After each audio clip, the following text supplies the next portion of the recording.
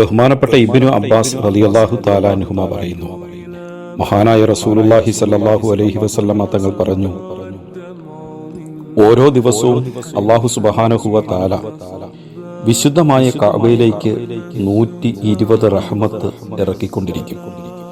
സിത്തൂന മിൻഹാ ലിദ്വാഫീന, അതിൽ 60 റഹ്മത്ത് പരിശുദ്ധമായ കഅബാലയം തവാഫ് ചെയ്യുന്നവർക്കുള്ളതാണ്.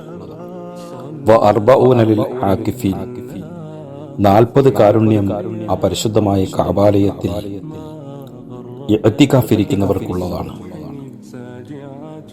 ഹൗലൽ ബൈത്ത് വ 20 മിൻഹാ ലിന്നാദിരീൻ ഇലൽ ബൈത്ത്, അതിൽ 20 കാരുണ്യം 20 റഹ്മത്ത് ആ വിശുദ്ധമായ കഅബാലയത്തിലേക്ക് നോക്കിയിരിക്കുന്നവർക്കാണ്.